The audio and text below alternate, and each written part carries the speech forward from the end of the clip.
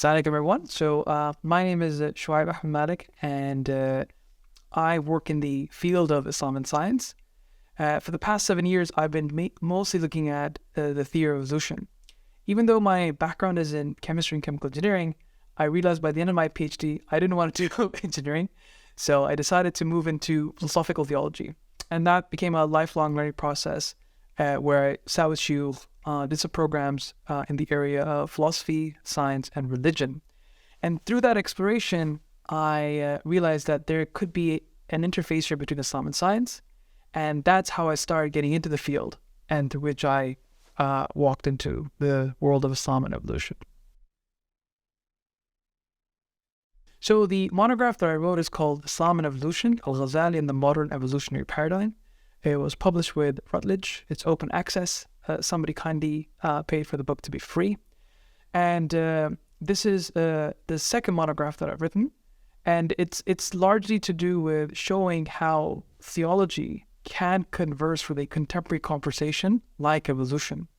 In particular, I look at the perspective of Muhammad Al-Ghazālī and how it could be juxtaposed with biological theory. And contrary to the opinions of some people, I argue that there's a lot of space for evolution within at least one framework in Islamic thought. The book has 4 parts. The first part is setting the foundations, right? When we talk about evolution, people usually connote with a lot of different things. It means atheism, naturalism, Marxism, communism. And so what I do is just walk through the science as well as the history of science to make sure that people just understand the science on its own terms without getting these connotations mixed up in the process. The second chapter in part 1 is to do with the Christian responses. It is my personal belief that one of the reasons why evolution has become such a problem is because evolution became plagued with a lot of Christian sensitivities and therefore problems, which then migrated its way into the Muslim world. So that's part 1. Part 2 that is a dedicated section on how Muslims have responded to theory so far, and has 3 chapters. Chapter 3 is just, an overview of the general accounts that we see in the Quran, the creation of the heavens, creation of non-humans and humans, and I walk through, what the opinions have been on these verses over the past 1,000 years. Moving on to chapter 4, this is a thorough survey of all the opinions that I could find in the literature. And I come up with my own classification where in these thinkers are situated in. In chapter 5, I provide a revisionist account where I argue against contemporary scholars who try to read evolution in classical texts. There are many people who look into Al-Jahid, Ibn Khaldun, Ikhwan al-Safa, Rumi, as if they were talking about evolution or proto-evolutionary theories. I say that this is problematic precisely because they weren't. They were actually speaking from the lens of the great chain of being. So that's part 2 of the book. Moving on to part 3 and part 4. So this is where the constructive part begins. Part 3 is all to do with the metaphysics of the conversation. So in here, I look at issues of chance. Evolution is a random process. How does that work? Naturalism, it's been connoted to being a naturalistic theory. There are other problems like morality. Objective morality is thrown out the window if you believe in evolution, as well as the conversation about intelligent design. If you believe that the world's created by chance, then where's the design fit in the process? And so those are addressed in the third part. And in the third part is also where I introduce Al-Ghazālī's metaphysical framework.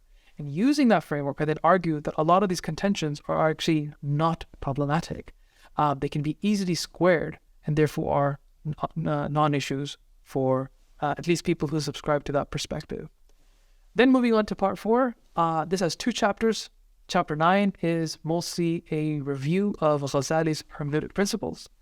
And I do this because there's no one systematic treatment where he outlines his stuff. So I kind of collate different ideas from different texts to come up with a general framework.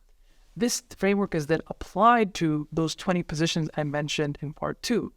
And I evaluate those positions and I say that you can definitely believe in evolution if you want to, albeit with some qualifications. You can also believe in creationism if you're not convinced by the science. Fundamentally, there is space. The only thing that I believe is not possible within this framework is believing that Adam and Eve had parents or were not miraculous creations. When I first was writing this book, I wanted this to be for generally just a Muslim audience, and by that I mean the laity. But as I started writing the book, I feel there are many more circles here. Primarily after discussing with ulama and also discussing with the laity, I felt that this was going to be much bigger than I initially thought. Because of that, the book expanded from being a 90,000 word text to a 140,000 word text. And that's because I wanted to make sure everyone's sensitivities was discussed and analyzed in this treatment. So the audience grew, and I grew with the audience, so to speak. And it's been a very enlightening process since then.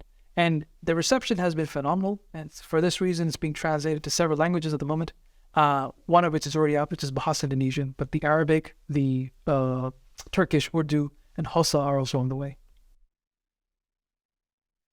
Yeah, so evolution became a launch pad for diving into other conversations, mostly stuff like exotheology, so the existence of extraterrestrial beings and what kind of impact that may have on Islamic thought, theology in particular. And I think now the most immediate buzzword is AI, artificial intelligence, and that's now coming to the fore. So I think I'll be using my discussion of evolution and the specific area of theological anthropology. So what is it that makes humans unique? What is it that defines human nature? Those kinds of questions are going to be revisited in light of AI to see if we can come up with some kind of proposal. And that's what I'm working on right now.